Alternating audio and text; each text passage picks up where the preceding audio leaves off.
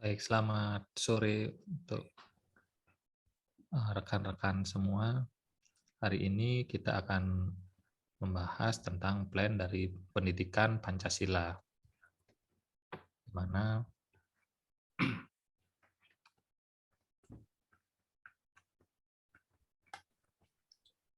plan siklus pertama ya. Sesuai dengan rencana, proses pembelajaran dilaksanakan melalui pendekatan cooperative learning. Selain itu, direncanakan juga materi pelajaran dan perangkat pembelajaran yang terkait waktu dan operasionalisasi pembelajaran, serta rancangan dan pengukuran keberhasilan pembelajaran. Di mana jenis pendekatan yang diterapkan merupakan pendekatan cooperative learning, yaitu dengan learning team student dan learning together. Dalam proses pembelajaran, antara tujuan kelompok dan tanggung jawab individual dan kesempatan sukses diharapkan muncul pada pendekatan learning team student, sedangkan spesialisasi tugas diharapkan muncul dari pendekatan learning together.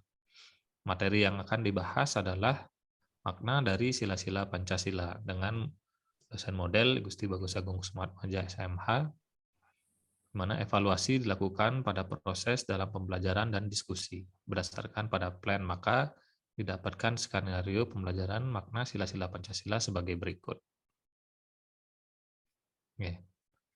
Mata kuliah adalah pendidikan Pancasila dengan topik makna sila-sila Pancasila pada prodi sistem informasi dan diberikan kepada mahasiswa semester 1 dengan kode kelas CA203.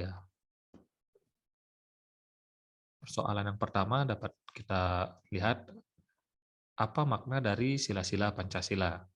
Berikutnya ada bagaimana peran mahasiswa dalam mengamalkan sila-sila Pancasila tersebut. Sedangkan kompetensi yang ingin dikembangkan adalah kemampuan mahasiswa untuk memahami makna dari tiap sila-sila Pancasila. Selanjutnya, kemampuan memahami arti dari lambang sila-sila Pancasila. Dan yang ketiga, bagaimana kemampuan memahami penerapan sila-sila Pancasila dalam kehidupan sehari-hari.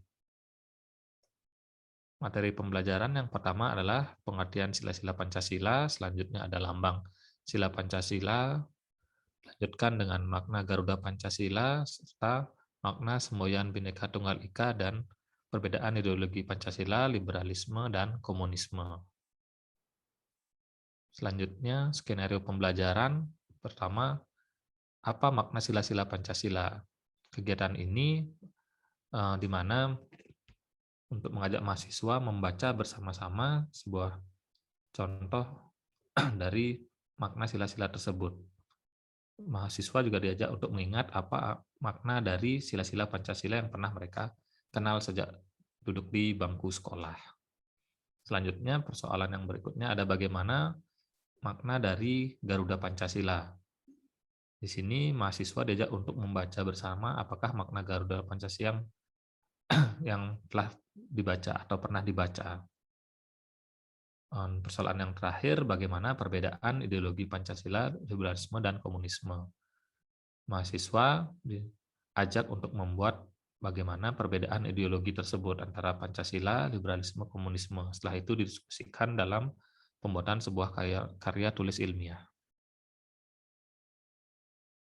Hal-hal yang dapat direfleksi dari pelaksanaan tindakan plan adalah sebagai berikut. Yang pertama, mahasiswa cukup tertarik dan tampak antusias mengikuti perkuliahan. Metode cooperative learning yang digunakan cukup efektif untuk pembelajaran mahasiswa karena setiap mahasiswa mempunyai tanggung jawab terhadap kelompoknya dan terlibat dalam proses diskusi antar anggota kelompok. Melalui diskusi dalam kelompok kecil paling tidak banyak membantu mahasiswa memahami materi ini. Oleh sebab itu, metode ini direkomendasikan untuk diterapkan lagi pada pelaksanaan lesson study. Sebagai mahasiswa mampu berbicara untuk mengemukakan pendapatnya, walaupun ada sedikit mahasiswa yang tidak ikut berpartisipasi dalam proses diskusi. Baik, sekarang kita lanjut. Baik, selamat malam teman-teman mahasiswa dan teman-teman dari Observer. Semoga semua selalu dalam keadaan sehat ya. Hari ini kita akan memberikan, selaku pengajar akan memberikan materi. Pak Gung, suaranya tidak begitu kedengaran. Kedengeran ya? Itu yang ulang aja ya. Selamat malam teman-teman mahasiswa dan juga teman-teman dari Observer. Malam ini saya akan memberikan materi perkuliahan terkait dengan uraian dari sila-sila Pancasila ya. Di mana di pertemuan kelima ini materi yang akan dibahas adalah terkait dengan uraian dari sila-sila Pancasila. Berikut akan saya share materinya ya.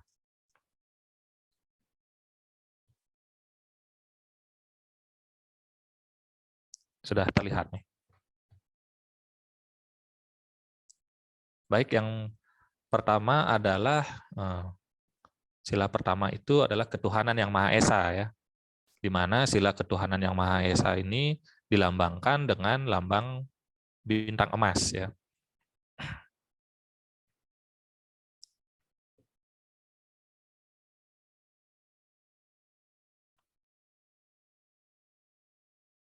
Baik, selanjutnya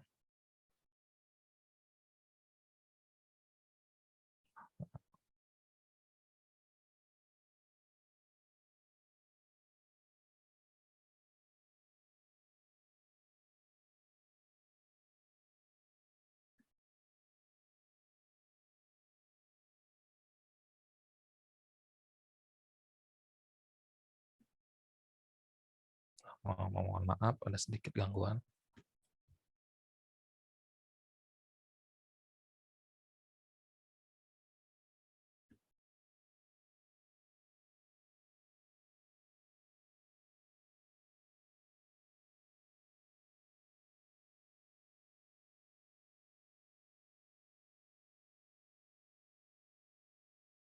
Ya. Selanjutnya kita akan membahas tentang sila pertama ini yang di mana Aristoteles pernah menyebutkan bahwa manusia adalah sebagai animal rasional ya. Berarti makhluk yang berpikir ya. Dan di mana dalam rumusan ketuhanan yang Maha Esa termuat kepercayaan dan sikap yang mendalam berhubungan dengan iman diri sendiri dan orang lain atau inti iman masing-masing agama dan kepercayaan. Di mana konsep ketuhanan yang Maha Esa merupakan rumusan yang bersifat umum dan abstrak, memuat segala macam pengertian dan penafsiran,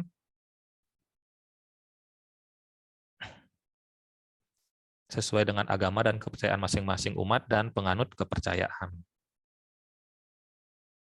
Lalu selanjutnya, Indonesia mengakui terdapat kebinekaan dalam agama dan kepercayaan yang mempunyai pokok-pokok ajaran yang berbeda-beda sebagaimana yang dinyatakan oleh Emputan Tular dalam kitab Sutasoma ya, yang di mana berbunyi Bhinneka Tunggal Ika Tanhana Dharma Mangrua.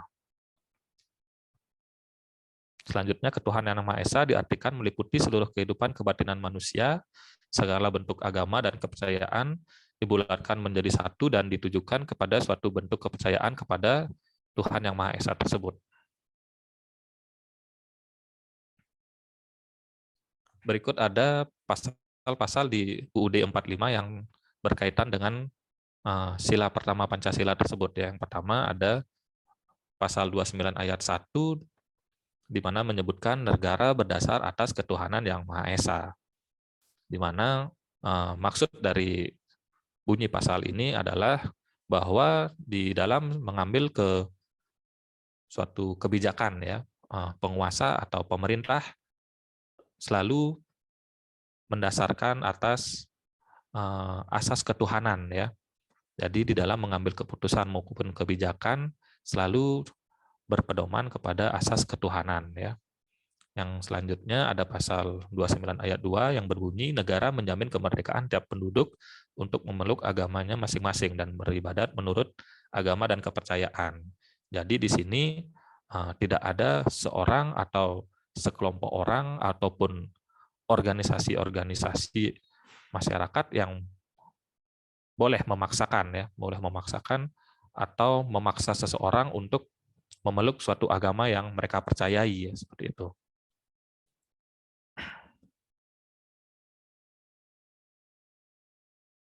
Selanjutnya dalam kehidupan beragama dan kepercayaan kepada Tuhan Yang Maha Esa mensyaratkan adanya toleransi ya, baik toleransi di dalam agama dan kepercayaan itu sendiri, maupun dengan agama dan kepercayaan lainnya. Sampai saat ini di Indonesia ada 6 agama yang diakui ya. Yang pertama ada Islam, ada Protestan, ada Katolik, Hindu, Buddha, dan yang terakhir ada Konghucu yang sebagai agama keenam yang diakui keberadaannya ya, di saat kepemimpinan Presiden Abdurrahman Wahid ya. Selain itu juga ada beberapa aliran kepercayaan yang diakui oleh pemerintah. Nah, selanjutnya ada sila kedua yang berbunyi kemanusiaan yang adil dan beradab, di mana sila ini berlambangkan rantai ya, rantai emas.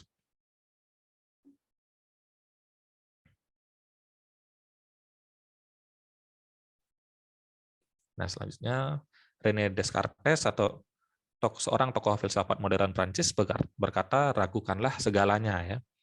Pangkal pemikirannya adalah keraguan-raguan. Artinya semua harus diragukan keberadaannya, baik pendapat ahli, penguasa maupun pendapat dari guru ya. Satu hal yang tidak diragukan adalah keraguan-raguan itu sendiri.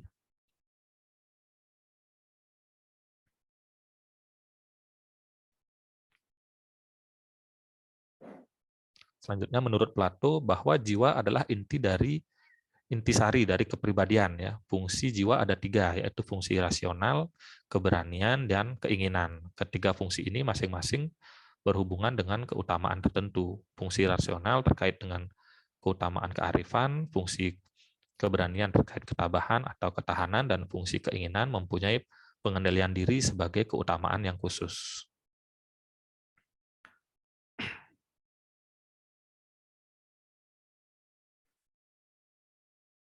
Dan selanjutnya, kemanusiaan dalam bahasa Inggris atau disebut mankind ya, dan dalam bahasa Belanda disebut mensheid adalah pengertian abstrak dari manusia dalam arti hakikat.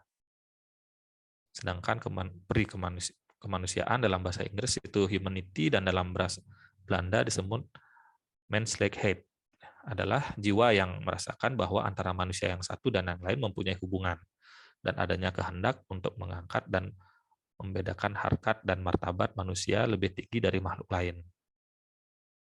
Beradab menurut Ki Hajar Dewantara bahwa Pancasila menjelaskan dan menegaskan corak warna atau watak rakyat kita sebagai bangsa yang beradab, berbudaya, menginisiasi keluhuran dan keluasan hidup manusia, menyesuaikan hidup kebangsaan dengan dasar peri kemanusiaan yang universal. Selanjutnya ada pasal-pasal yang terkait dengan sila kedua Pancasila ya. Yang pertama ada pasal 28A UUD 45 yang menyatakan bahwa setiap orang berhak untuk hidup serta berhak mempertahankan hidup dan kehidupannya ya. Yang selanjutnya ada pasal 28 di ayat 1 menegaskan bahwa setiap orang berhak atas pengakuan, jaminan, perlindungan, dan kepastian hukum yang adil serta perlakuan yang sama di hadapan hukum. Jadi tidak ada istilah yang menyebutkan bahwa hukum itu tajam ke bawah tapi tumpul ke atas ya. Jadi semua diperlakukan sama ya. Tidak peduli dari golongan mana, kalau dia bersalah ya harus ditindak sesuai hukum yang berlaku seperti itu.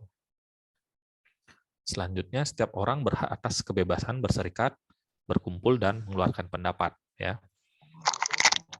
Di sini dimaksudkan bahwa setiap orang itu bebas untuk berserikat ya, dalam artian mengikuti masuk ke dalam organisasi politik, berpartai ya, dan mengeluarkan pendapat baik secara lisan maupun tulisan ya.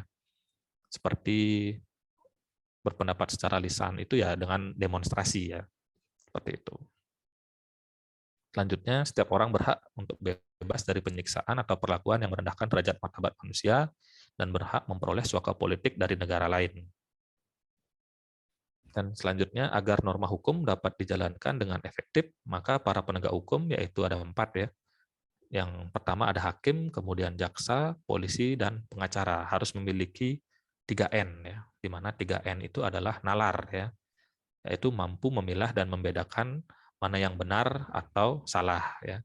Selanjutnya nurani, ya, di dalam melakukan tugas profesinya berkaitan dengan penegak hukum dan etika yang mempersyaratkan adanya keteguhan norma moral ya. Norma moral merupakan yang mendasar karena bersumber dari hati nurani manusia. Dan yang ketiga ini adalah ada nyali ya. Jadi pemimpin dituntut mengambil keputusan dan tindakan yang berani, sigap, tangkas, tegas, dan cepat. Di mana keputusan dan tindakan itu didasarkan atas data yang lengkap, relevan, serta akurat. Dan selanjutnya di sila ketiga ya, ada Persatuan Indonesia yang dilambangkan dengan pohon beringin. Di mana persatuan berasal dari atau dasar katanya adalah satu ya, yang berarti utuh, tidak terpecah-pecah. Jadi persatuan berarti wujud keutuhan yang dibentuk melalui proses penyatuan dari berbagai macam corak ya. Unsur yang beraneka ragam. Kata Indonesia adalah pengertian bangsa, yaitu bangsa Indonesia, dan sekaligus pengertian geografis yang mewujudkan wilayah Indonesia yang membentang dari Sabang sampai Merauke. Nama Indonesia pertama kali dikemukakan oleh James Logan pada tahun 1850 dari akar kata Indos yang berarti air dan esos, tanah.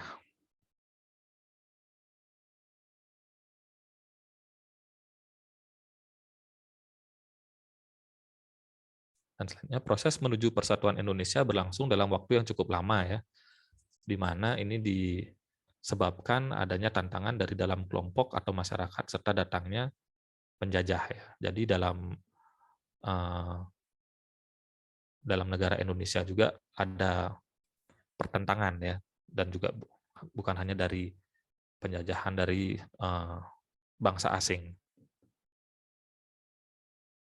Perlawanan dari para raja yang bersifat lokal dan sporadis selalu kandas ya, karena persenjataan Belanda lebih modern ya. Dan adanya politik divide et impera atau pecah belah, atau yang sering kita dengar itu politik adu domba yang lebih familiar ya di telinga kita. Sehingga memunculkan ide dari para cendekiawan muda untuk mengubah perjuangan melalui organisasi politik. Di mana pada tanggal 20 Mei 1908 lahirlah Budi Utomo ya, dengan tujuan untuk menjamin kehidupan sebagai bangsa yang terhormat. Karena bangsa yang dijajah adalah tidak terhormat ya, karena ditindas, dirampas hak politik dan ekonominya serta hak asasi manusianya. Kegiatan Budi Utomo ini semula di bidang pendidikan ya dan kebudayaan, kemudian terjun ke bidang politik dan duduk dalam Volksrat atau Dewan Rakyat. Nah, setelah lahirnya Budi Utomo, kemudian disusul oleh partai-partai lain ya, seperti Serikat Dagang Islam yang berubah menjadi Partai Serikat Islam Indonesia, Indis Party, kemudian ada Partai Komunis Indonesia ya, di mana Partai Komunis Indonesia ini merupakan salah satu partai besar di zaman itu ya. Namun setelah terjadinya pemberontakan G30 SPKI, partai ini menjadi partai terlarang hingga saat ini ya, karena ideologi yang bertentangan dengan ideologi Pancasila. Kemudian ada Perhimpunan Indonesia dan Partai Nasional Indonesia.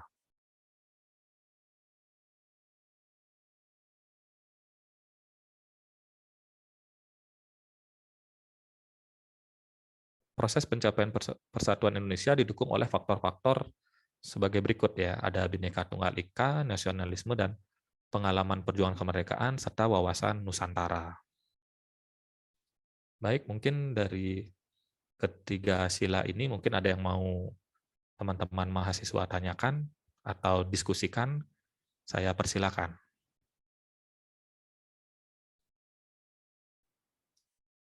Silakan, mungkin ada dari teman-teman mahasiswa ingin menanyakan terkait dengan sila ya.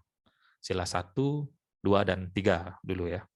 Silakan, mungkin dari teman-teman mahasiswa ada yang mau bertanya, silakan. Mungkin Ronaldo, silakan. Baik Pak, terima kasih banyak atas kesempatan yang diberikan kepada saya, Ronaldo. Apakah suara saya sudah terdengar jelas? Terdengar. Baik Pak, saya pengen bertanya terkait dengan isi dari Pancasila yang ada 5 lebih tepatnya. Yang pengen saya tanyakan adalah yang pertama, ketuhanan yang Maha Esa, di mana setiap masyarakat Indonesia ini memiliki hak untuk memeluk agamanya dan memuja dalam artian percaya kepada Tuhannya. Tapi seiring dengan berjalannya waktu, hal ini yang paling kerap kali terjadi di negara kita ini, yang dimana masyarakat yang datang dari suatu golongan, entah itu golongan A, B, C, saling menjelek-jelekan agama ini, itu, dan lain sebagainya. Nah, untuk itu saya pengen bertanya kepada Bapak, menurut Bapak, bagaimana peran kita sebagai generasi muda, generasi penerus bangsa, mampu mewujudkan poin ketuhanan yang Maha Esa, yang dimana kita dapat istilahnya menumbuhkan rasa toleransi antar umat beragama di dalam diri kita, sehingga kita memandang agama lain itu bukan menjadi agama yang salah, melainkan agama yang benar. Hanya mungkin cara kita dalam memuja Tuhannya kita saja yang sedikit berbeda, sehingga tidak terjadinya adanya diskriminasi agama dan lain sebagainya. Seperti itu, Pak. Baik, terima kasih Ronaldo atas pertanyaannya ya. Cukup baik pertanyaan dari Ronaldo. Dari pandangan saya terkait dengan bagaimana cara kita memandang agama ya atau ketuhanan di Indonesia ini ya. Kadang di Indonesia ini urusan agama ini menjadi suatu hal yang sangat tabu ya, bisa dikatakan seperti itu. Sebenarnya urusan agama ini adalah urusan yang privat ya sifatnya. Itu adalah urusan pribadi masing-masing ya. Jadi sebenarnya seperti yang saya sampaikan tadi, tidak ada satu orang pun yang boleh memaksakan kehendak dari seseorang untuk memeluk atau mengikuti ya suatu ajaran agama. Ini sebagai generasi muda ya, kita sebenarnya sudah bisa lebih melek ya, melek dalam artian kita bisa lihat di internet ya, dengan kemajuan internet, bahwa bila kita ingin menjadi suatu bangsa yang maju ya, kita jangan lagi mencampur adukkan urusan agama ini dengan urusan yang lain ya, seperti itu. Apalagi di musim-musim atau tahun-tahun pemilu ya, menjelang pemilu ini, isu-isu agama ini menjadi isu yang paling sering dilempar ke publik ya, sehingga menimbulkan riuh atau kegaduhan di masyarakat seperti itu. Makanya sebagai pemilih-pemilih milenial ini diharapkan bisa lebih cerdas lagi di dalam menghadapi isu-isu tersebut, dan diharapkan juga ya adanya toleransi ya antar umat beragama ini, kita saling menghormati ya di saat ada teman yang akan melakukan ibadah ya atau persembahyangan, jangan kita mengganggu ya seperti itu. Jangan kita menjelek-jelekkan ya seperti itu. Jadi kita saling bertoleransi ya. Apa yang kita lakukan pasti akan mendapatkan hasil yang positif seperti itu. Mungkin dari saya seperti itu ya. Terima kasih Ronaldo. Mungkin ada pertanyaan dari teman yang lain, silakan. Sama-sama, Pak. Ada pertanyaan lagi? Kalau tidak ada, saya lanjutkan ke sila berikutnya ya.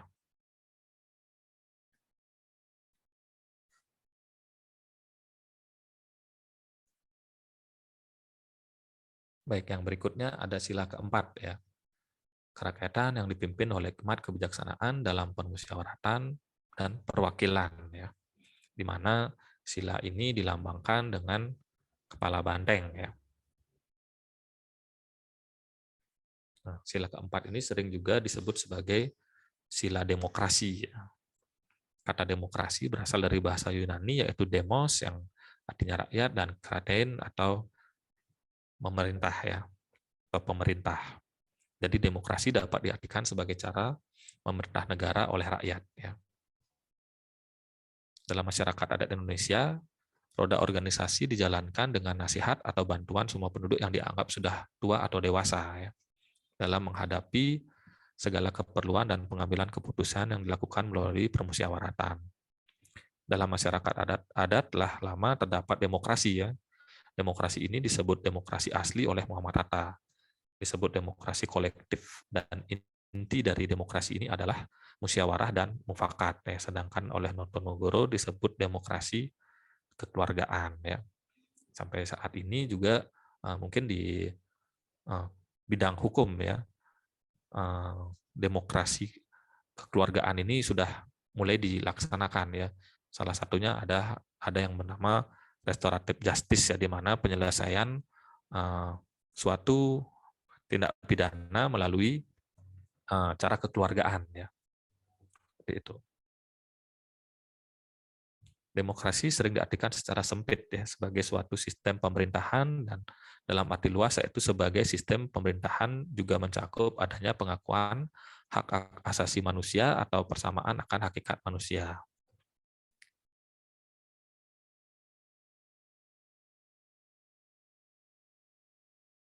Nah, selanjutnya, pemerintahan demokrasi muncul karena akibat dari sistem pemerintahan monarki absolut, ya, sehingga mengekang kebebasan partisipasi dan kontrol oleh rakyat.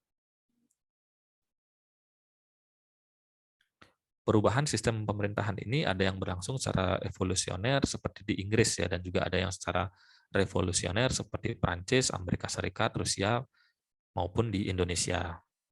Semboyan revolusi Prancis tentang asas-asas demokrasi yang terkenal adalah liberté, equality, dan fraternité, yang berarti kebebasan, kesamaan, dan persaudaraan atau kekeluargaan. Montesquieu yang juga mengemukakan teori pembagian kekuasaan negara, ya, yang sering kita kenal dengan sebutan trias politika, yaitu di mana ada pembagian kekuasaan. Yang pertama, kekuasaan untuk membuat undang-undang, ya, atau kekuasaan legislatif. Selanjutnya ada kekuasaan untuk melaksanakan undang-undang tersebut, yaitu kekuasaan eksekutif, serta kekuasaan melaksanakan peradilan, ya, yaitu kekuasaan yudikatif. Dapat disimpulkan bahwa demokrasi adalah yang pertama pengakuan kesamadaerajatan harkat dan martabat manusia. Selanjutnya kebebasan, yang ketiga ada pemikiran yang rasional, selanjutnya ada sebagai perwujudan hakikat pembentukan negara, serta asas moralitas. Di mana sistem pemerintahan demokrasi ini membawa konsekuensi yang ada sebagai berikut, yaitu yang pertama itu adanya lembaga atau badan penyelenggara negara. Yang kedua adanya pembagian kekuasaan. Yang ketiga adanya kontrol, yang keempat adanya ketersediaan dana, yang kelima adanya partai politik, dan yang terakhir harus ada pemilu, ya.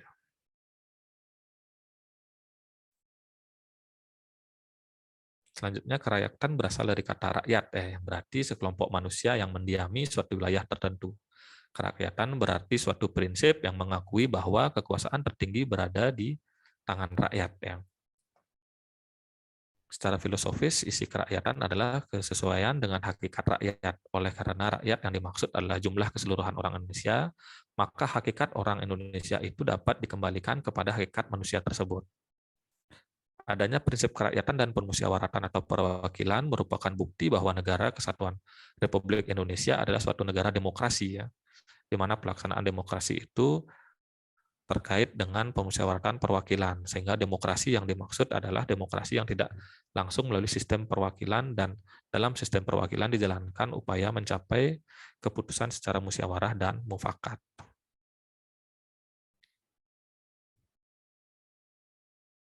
Perwakilan adalah cara mengusahakan turut sertanya rakyat mengambil bagian dalam kehidupan berbangsa dan bernegara melalui sistem perwakilan. Musyawarah adalah cara khas bangsa Indonesia untuk merumuskan dan atau mengambil keputusan berdasarkan kehendak rakyat hingga tercapai keputusan yang merupakan kebulatan pendapat atau mufakat. Kebulatan pendapat atau mufakat ini dicapai dengan prinsip-prinsip sebagai berikut, ya. Yang pertama, mendahulukan kepentingan rakyat. Yang kedua, mengutamakan kepentingan bersama di atas kepentingan perseorangan, kelompok maupun golongan. Yang ketiga, ada kebenaran dan keadilan. Yang keempat, ada kejujuran dan itikat baik. Hikmat kebijaksanaan artinya penggunaan pikiran rasional dan logis dengan mempertimbangkan persatuan dan kesatuan bangsa serta kepentingan rakyat yang dilaksanakan secara jujur dan bertanggung jawab. Kata kebijaksanaan ini bermakna arif dan bijaksana sebagai terjemahan dari wisdom. Jadi makna dari sila keempat Pancasila ini dapat disimpulkan bahwa mengutamakan kepentingan negara dan masyarakat dalam Pengambilan keputusan lebih mengutamakan sikap musyawarah untuk mencapai kebutuhan pendapat atau mufakat, setelah dilaksanakan secara jujur serta bertanggung jawab. Selanjutnya yang terakhir ada sila kelima Pancasila ya. Ini sila yang sering menjadi pertanyaan ya.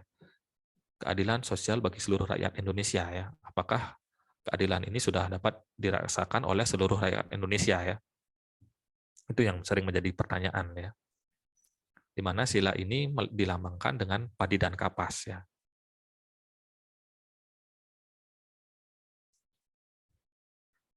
Keadilan dapat didefinisikan sebagai kehendak untuk memberikan apa yang menjadi hak atau bagian dari seseorang berdasarkan atas kesama derajatan manusia ya, dan perbedaan manusia. Keadilan dapat dibedakan menjadi 6. Yang pertama ada justisia comutativa, kemudian ada justisia distributiva, dan selanjutnya ada justisia creativa, yang keempat ada justisia vindicativa, yang kelima ada justisia protectiva, yang keenam ada justisia legalis. Keadilan sosial adalah suatu prinsip bahwa dalam lapangan sosial ekonomi terdapat persamaan akan adanya kebebasan bagi tiap orang untuk mengusahakan dan memenuhi kebutuhan hidup manusia. Kebutuhan hidup manusia ini mengacu pada hakikat manusia sebagai makhluk jasmaniah rohaniah, makhluk individual sosial, dan makhluk pribadi religius. Lapangan sosial ekonomi mencakup aspek kehidupan manusia secara komprehensif, yaitu bisa dilihat dari sudut hak untuk hidup serta secara wajar ya, berkenaan dengan aspek material dan kaitannya dengan aspek pendidikan dan sosial serta aspek spiritual, budaya, politik, dan hukum. Keadilan sosial bagi seluruh rakyat Indonesia mengandung nilai-nilai bahwa setiap peraturan hukum, baik undang-undang maupun putusan pengadilan, harus mencerminkan semangat keadilan. Nilai sila kelima ini mengandung makna sebagai dasar sekaligus tujuan, yaitu terciptanya masyarakat Indonesia yang adil dan makmur secara lahiriah dan batiniah. Baik, demikian uraian dari sila-sila Pancasila ya. Mungkin ada yang ingin ditanyakan dari teman-teman mahasiswa, saya persilakan ya. Silakan. Permisi Pak. Silakan. Terima kasih banyak atas kesempatan yang diberikan kepada saya. Pak, di sini saya izin bertanya terkait dengan bunyi dari sila ketiga Persatuan Indonesia. Ketika kita mendengar kata persatuan, tentunya yang terlintas di benaknya kita adalah rakyat yang bersatu sehingga mampu mewujudkan kehidupan bangsa dan mampu mewujudkan cita-cita bangsa, mewujudkan cita-cita negeri kita ini. Nah, Pak, saya izin bertanya, hal yang tidak dapat kita pungkiri, yang dapat menjadi pemecah persatuan negeri kita ini adalah perilaku rasis yang datang dari beberapa golongan tertentu, yang istilahnya melihat perbedaan itu sebagai sesuatu masalah yang besar bagi kehidupan bangsa ini. Sehingga kalau dia datang dari satu golongan yang sama, dia yang diutamakan. Jika dia datang dari golongan yang berbeda, dia di nomor 2, nomor 3, atau bahkan mungkin tidak dianggap. Nah, saya ingin bertanya kepada Bapak, bagaimana tindakan atau bagaimana perilaku kita sebagai generasi muda agar kita mampu istilahnya menghancurkan perilaku rasis yang ada di atas negeri kita ini, dalam artian kita mampu mengendalikan setiap tindakan-tindakan rasisme yang datang dari golongan-golongan tertentu yang melihat perbedaan itu sebagai sebuah masalah besar. Sehingga dengan pudarnya rasisme di atas negeri kita ini, hal yang menjadi perbedaan bagi kita itu bukan merupakan sebuah masalah, tapi itu menjadi sebuah keunikan bagi kita, sehingga kita sebagai generasi muda tentunya bangga bahwa kita datang dari background yang berbeda, dan itu bukanlah merupakan sebuah masalah besar, melainkan itu merupakan sebuah keunikan, kekayaan yang harus kita banggakan. Nah, untuk itu, ketika rasis itu telah berhasil hilang, berhasil dihapus dari atas negeri kita ini, tentunya mimpi untuk mewujudkan kehidupan bangsa, persatuan Indonesia, dan mencerdaskan kehidupan bangsa setelah dan juga untuk mewujudkan cita-cita negeri ini dapat terwujudkan. Nah, jadi saya ingin bertanya kepada Bapak, bagaimana kita sebagai generasi muda mampu istilahnya menghapus dan istilahnya menghancurkan perilaku-perilaku rasis yang mungkin datang dari diri kita sendiri atau mungkin datang dari golongan-golongan tertentu di lingkungan sekitar kita. Seperti itu, Pak. Baik, terima kasih atas pertanyaannya. Eh, Yang harus kita tahu atau kita sepakati di awal adalah eh, bahwa persatuan Indonesia ini adalah cita-cita ya atau harapan dari founding father ya atau bapak-bapak pendiri bangsa kita ya, di mana mereka telah bersusah payah ya untuk menyatukan negara kesatuan Republik Indonesia ini yang terdiri dari berbagai macam suku, agama, ras, sehingga menjadi suatu negara yang besar ya, yang itu yang harus kita sepakati dulu ya. Terkait dengan bagaimana cara kita menanggulangi rasisme ini ya. Rasisme ini ya, mungkin dari sejak dulu sudah ada ya, dan sekarang lebih terlihat lagi karena adanya media-media sosial yang memblow up suatu masalah ya, masalah kecil dibuat menjadi besar ya, padahal masalah tersebut bisa diselesaikan secara kekeluargaan ya sebagai ciri dari bangsa Indonesia. Dan terkait dengan kita sebagai generasi penerus bangsa untuk memerangi rasis ini ya tentu dengan cara kita lebih memahami ya atau kita menghayati isi-isi dari sila-sila Pancasila tersebut ya. Sekarang juga banyak ya anak-anak atau generasi-generasi sekarang ini sedikit kurang memahami ya apa sih sebenarnya Pancasila tersebut ya, bahwa walaupun di sini ada 5 sila ya, tapi kelima sila ini adalah sebagai roh ya, bisa dikatakan sebagai roh ya dari bangsa Indonesia ya, karena Pancasila ini sering kita dengar bahwa Pancasila adalah sebagai sumber dari segala sumber hukum ya. Jadi Pancasila ini ya sebagai roh ya kita harus memahami dulu apa isi dari Pancasila, dan di saat itu kita baru bisa memahami bagaimana cara kita bertoleransi atau bersikap dengan teman-teman atau seorang yang beda keyakinan atau beda suku, agama, ras ya seperti itu. Di sana kita akan bisa lebih menghargai ya, menghargai dari orang-orang yang berbeda tersebut. Dan juga seperti yang disebutkan tadi, sebagai generasi penerus bangsa ini kita harus tentu ya melanjutkan tongkat estafet yang sudah ditinggalkan oleh bapak-bapak pendiri bangsa kita ya. Sebenarnya intinya adalah pemahaman terhadap nilai-nilai sila Pancasila tersebut. Itu yang paling penting sebenarnya untuk di era sekarang ini ya. Baik, mungkin ada yang mau ditanyakan lagi? Izin bertanya, Pak. Ya, silakan. Terkait dengan sila keempat tentang musyawarah. Mohon maaf, nama saya Batara. Silakan. Terkait dengan sila keempat yang berbicara tentang musyawarah mufakat yang di dalamnya ada demokrasi. Namun Bapak kan juga mengatakan bahwa Pancasila ini kan sumber dari segala sumber hukum kita, Pak. Namun partai politik misalnya yang diajukan ke MK beberapa kali kemudian ditolak sehingga tidak bisa ikut karena ada kuotanya itu, Pak. Itu bagaimana pandangan Bapak terkait hal tersebut? Terima kasih. Ya, baik ya, dengan terkait dengan partai politik ya, verifikasi partai politik itu ya yang diajukan ke MK ya. Kita juga mempunyai bisa dibilang standar ya, standarisasi terkait dengan partai-partai mana saja yang bisa diloloskan sebagai peserta pemilu di tahun-tahun berikutnya seperti itu. Itu ada beberapa kriteria yang harus dipenuhi ya. Itu ada bisa dikatakan di setiap wilayah harus ada DPC, di bawahnya harus ada ranting-ranting seperti itu. Jadi kalau memang tidak itu memenuhi tentu tidak akan diloloskan ya.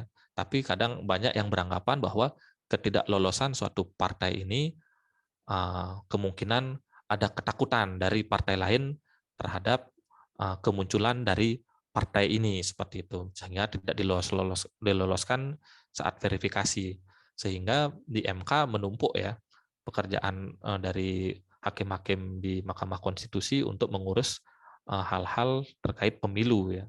Belum lagi nanti saat sudah pemilu, di sana ada sengketa-sengketa terkait dengan pemilu di daerah-daerah ya, seperti itu ya. Mungkin seperti itu. Silakan, mungkin ada yang mau menanggapi atau menambahkan, silakan. Terima kasih Pak atas jawabannya. Iya. Cuman saya masih ini karena memang ada ketakutan seperti yang Bapak jelaskan, dan kemudian juga menimbulkan ya kita sudah tahu sebelum diadakan pemilu, kita sudah tahu Pak, pasti partai tertentu ini yang akan maju, dan bahkan sebelum quick count atau dilakukannya proses pemilihan pun kita tuh sudah bisa menduga Pak yang presiden mana yang akan jadi gitu. Terima kasih. Terkait dengan sila keempat ini dari musyawarah tadi. Jadi musyawarahnya di mana kalau seandainya yang kita sudah hanya partai tertentu saja atau orang-orang tertentu saja yang akan maju begitu Pak. Terima kasih Pak. Baik, terima kasih. Mungkin satu pertanyaan dari saya untuk teman-teman mahasiswa ya. Apakah sila kelima Pancasila ini sudah bisa dirasakan oleh seluruh rakyat Indonesia saat ini? Bagaimana pandangan teman-teman? Izin Pak, Okay. Kalau secara jujur Pak ya, belum maksimal Pak. Mungkin belakangan karena ada pembuatan rancangan undang-undang baru beberapa yang dilakukan, ada perbaikan. Namun ada masalah misalkan yang di KUHAP-nya Pak, tata cara melakukan acara hukum begitu Pak. Hukum, ya. Ya, jadi ada tumpang tindih antara, karena kan kita seperti Bapak jelaskan pertama, model kita kan distributed power, jadi res politika benar, tapi setiap instansi itu memiliki kekuatan yang penuh kan begitu Pak ya. Nah, kadang antara satu instansi dengan yang lainnya jadi tumpang tindih begitu. Kalau di Amerika kita tahu misalkan ada Department of Justice gitu. Kalau di Indonesia kan hakim paling Pak ya. Terima kasih Pak. Ya, silakan. Mungkin ada yang mau menanggapi juga. Silakan. Teman-teman yang lain. Saya izin menanggapi Pak. Oke, silakan. Kalau menurut pendapat saya secara pribadi, poin kelima Pancasila, keadilan sosial bagi seluruh rakyat Indonesia, menurut pandangan saya, jujur kurang begitu maksimal. Karena ketika kita berbicara tentang keadilan, misalnya saya pengen loh istilahnya mendapatkan, maaf ini saya bawa contoh ke pendidikan. Saya pengen mendapatkan pendidikan yang layak dan lain sebagainya. Oke, ketika kita berbicara terkait dengan pendidikan, saudara-saudara kita yang berada di Indonesia bagian tengah dan Indonesia bagian barat itu sudah mendapatkan pendidikan yang layak. Lantas, bagaimana dengan saudara-saudara kita yang berada di Indonesia bagian timur, lebih tepatnya di Papua, lebih tepatnya lagi di daerah pedalaman? Mereka tidak bisa merasakan pendidikan seperti yang ada di Indonesia bagian tengah dan Indonesia bagian barat. Untuk itu, pertanyaan saya, apakah keadilan sosial ini sudah dapat terwujudkan? Jika ada yang mengatakan iya, bisa jadi dia datang dari Indonesia bagian tengah, tapi dia tidak pernah melihat bagaimana suasana dalam artian aktivitas-aktivitas dan kejadian-kejadian yang terjadi di Indonesia bagian timur. Dia tidak melihat secara langsung. Bahkan di sana tenaga pendidik pun kurang, kemudian seragam, kemudian buku, apapun itu, alat-alat tulis, semuanya di sana masih terbatas, sangat terbatas. Untuk itu ketika ditanya keadilan sosial, saya pikir keadilan ini belum sepenuhnya tercukupi dan belum sepenuhnya diwujudkan dengan baik. Karena masih banyak sekali saudara-saudara kita yang datang dari daerah-daerah pelosok negeri ini, itu masih kurang dalam mendapatkan keadilan. Jangankan pendidikan, kesehatan pun kadang masih kurang juga. Dalam artian, misalnya, mohon maaf, saya sedikit jujur-jujur saja, terkadang orang yang lebih, kata kasarnya, lebih beruang, itu yang lebih diutamakan. Sedangkan yang berobat mungkin menggunakan BPJS dan lain sebagainya, mungkin agak dinomor duakan. Mohon maaf, saya berbicara about realitanya saja seperti itu. Jadi saya pikir keadilan di negeri ini belum merata dan belum benar-benar maksimal. Sehingga mungkin besar harapan saya kepada pemimpin-pemimpin negara kepada pemimpin-pemimpin daerah untuk lebih bijaksana dalam menyikapi hal-hal tersebut. Sehingga dari Sabang sampai Merauke, ketika kita generasi muda atau kita bangsa Indonesia, ketika kita berdiri kita semua sama tinggi, dan ketika kita duduk kita semua sama rendah. Tidak ada anak tiri dan tidak ada anak emas. Kita semua anak Indonesia dan kita semua adalah generasi penerus bangsa yang akan membawa negeri ini menjadi lebih baik ke depannya. Seperti itu tanggapan saya. Ya, baik. Terima kasih Ronaldo. Ya, benar ya. Kalau kita berbicara masalah keadilan itu sifatnya relatif ya. Adil bagi si A belum tentu adil bagi si B ya. Dan sama juga kita contohkan ya, umpamanya adil bagi Indonesia bagian barat belum tentu adil bagi Indonesia bagian timur ya. Tapi di era sekarang ini pemerintah sudah berusaha ya lebih memaksimalkan pembangunan di Indonesia bagian timur ya, agar bisa mengimbangi ya dengan Indonesia di bagian barat. Dengan cara apa ya, tentu pemerintah melakukan pembangunan infrastruktur ya, agar mempermudah distribusi terkait dengan pendidikan ya, kesehatan ya, di mana dibangun juga tol-tol laut kan, seperti itu. Karena untuk membangun suatu daerah itu memang harus infrastruktur dulu yang diperkuat ya, seperti itu, karena agar mempermudah atau memperlancar dari kegiatan yang akan dilakukan ya, seperti itu ya. Seperti yang saya sampaikan di awal ya, kalau kita berbicara masalah keadilan itu ya sifatnya relatif ya, seperti itu ya. Terima kasih untuk tanggapan dari teman-teman. Dan yang terakhir dari saya juga akan memberikan ya mungkin nanti tugas kelompok untuk teman-teman di mana membuat isu-isu ya terkait dengan sila-sila Pancasila ya, terkait dari sila-sila 1, yang kedua, dan sampai kelima ya. Nanti dibuatkan tugas kelompok yang akan dikumpulkan pada saat UTS ya, seperti itu. Baik, terima kasih. Mungkin ada yang mau ditanyakan lagi dari teman-teman mahasiswa sebelum kita akhiri perkuliahan ini? Permisi Pak. Okay. Pak, saya izin bertanya lagi karena ini masih jadi penasaran bagi saya. Yang dimana itu ada bunyi sila kedua ya, kemanusiaan yang adil dan beradab.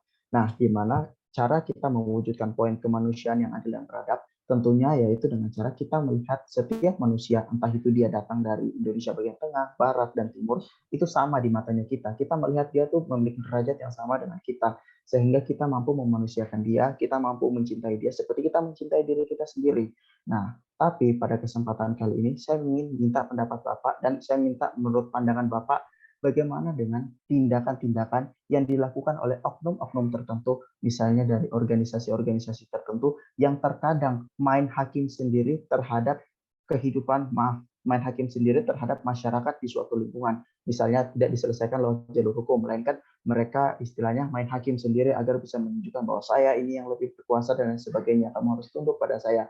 Apakah tindakan-tindakan seperti begitu termasuk dalam kemanusiaan yang adil dan beradab? Nah, jika tidak, bagaimana cara kita menyikapi ketika kita berpapasan dengan kebetulan seperti organisasi-organisasi seperti itu, atau tidak mungkin orang-orang yang seperti itu, yang mungkin yang kita tahu bersama, terkadang orang-orang seperti itulah yang menjadi perpecahan di atas negeri kita ini, seperti itu. Baik, terima kasih ya. Saya akan coba menjawab pertanyaannya. Tentu tidak ada seorang pun ya atau sekelompok atau organisasi tertentu ya di negara ini yang bisa menentukan salah dan benar ya, karena yang bisa menentukan salah dan benar itu sebenarnya cuma hakim ya. Ya tentu lewat jalur pengadilan ya. Kalau ada yang hal-hal seperti itu ya mungkin itu bertentangan dengan hukum ya. Karena seseorang tidak bisa menyatakan kamu bersalah, kamu adalah seorang yang melakukan tindakan pidana ini dan itu ya, karena itu hanya bisa ditentukan saat proses peradilan ya. Dan bila ada orang-orang seperti itu ya, itu tentu bertentangan dengan peraturan perundang-undangan yang ada di Indonesia ya, karena tidak dibenarkan oleh seseorang maupun sekelompok orang untuk melakukan tindakan main hakim sendiri ya, seperti itu. Karena kita ini adalah negara hukum ya, tentu ada jalur-jalur hukum yang bisa ditempuh ya untuk melakukan sesuatu ya bila terjadi sesuatu yang dipertentangkan atau sesuatu yang mengganjal pikirannya, yang bisa melalui jalur pengadilan atau melakukan laporan ke kepolisian yang bila terkait dengan pidana, mungkin seperti itu ya. Baik Pak, cukup jelas. Berarti kesimpulan yang saya tarik adalah sebesar apapun masalah kita, entah masalah kita kepada si A, si B, dan si C, kita tidak punya hak sedikit pun untuk main hakim. Karena semua itu sudah diatur dalam undang-undang, dan jika kita bermasalah sama dia, kita bisa bawa ke jalur hukum. Karena ketika kita main hakim sendiri, sama saja kita telah melanggar isi dari sila kedua, kemanusiaan yang adil dan beradab. Ya. Ya. Terima kasih banyak Pak. Baik, terima kasih untuk teman-teman mahasiswa atas pertanyaan-pertanyaan yang diberikan ya tadi ya. Cukup menarik juga pertanyaan-pertanyaan dari teman-teman mahasiswa ini. Baik, terima kasih untuk hari ini ya, pertemuan hari ini mungkin kita cukupkan sampai di sini, dan untuk tugas kelompoknya agar dikumpulkan pada saat UTS nanti ya. Baik, selamat malam. Kita bertemu lagi pada perkuliahan selanjutnya ya. Selamat malam dan tetap jaga kesehatan untuk teman-teman mahasiswa semua. Selamat malam ya. Terima kasih Pak. Selamat malam Pak. Terima kasih. Teman-teman bisa keluar dari pertemuan ini ya. Terima kasih. Baik Pak, terima kasih.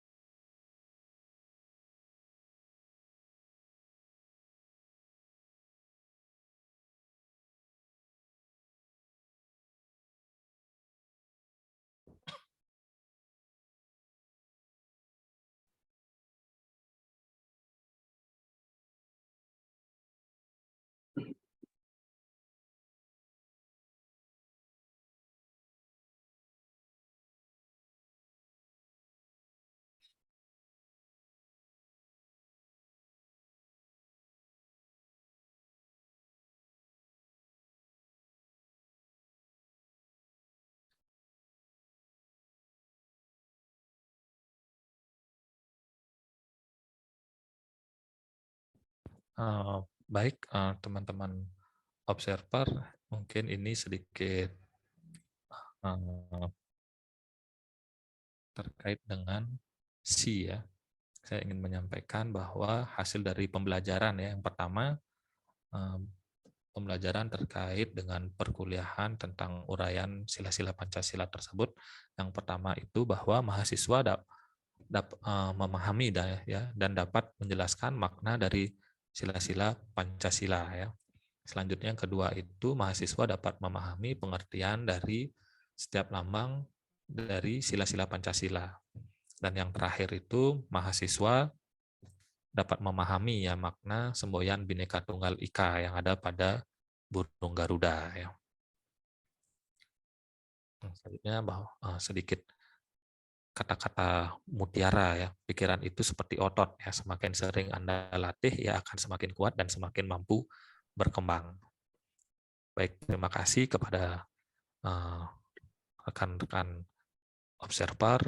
Saya minta untuk sedikit masukan dari rekan-rekan observer semua. Terima kasih.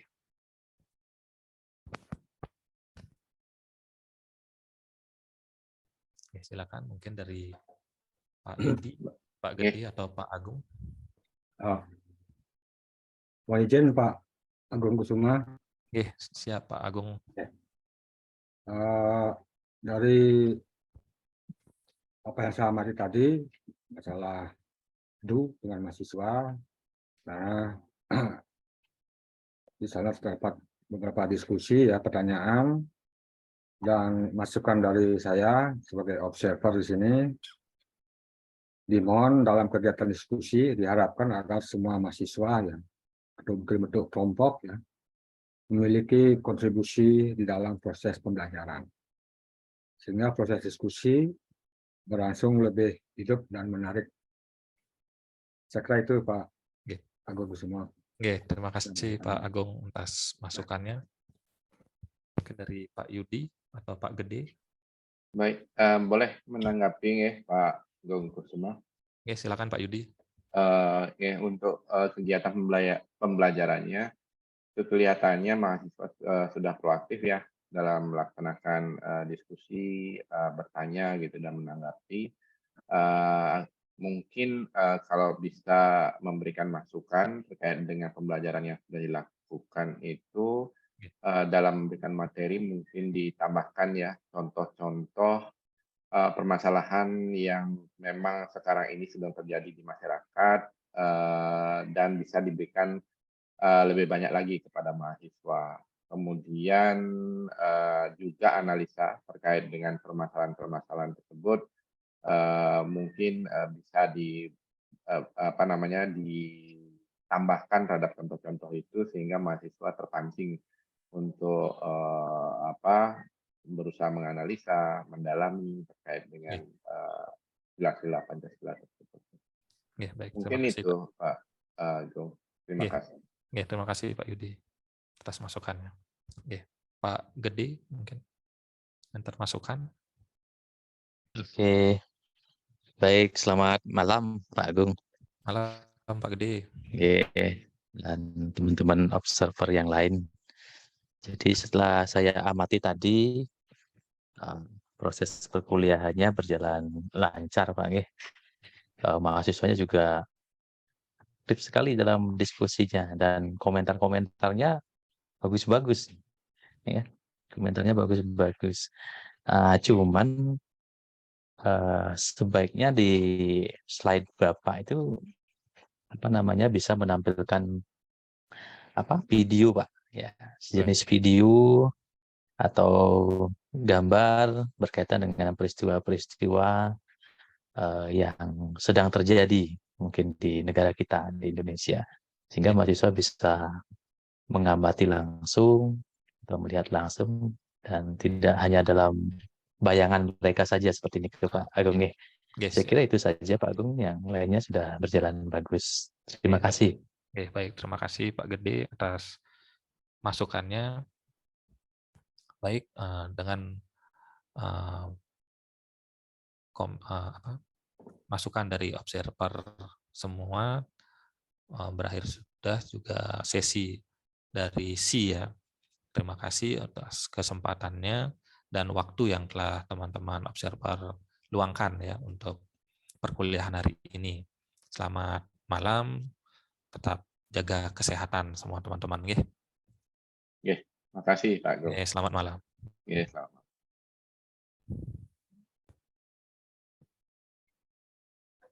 Yang close ya. Untuk Pak Gong.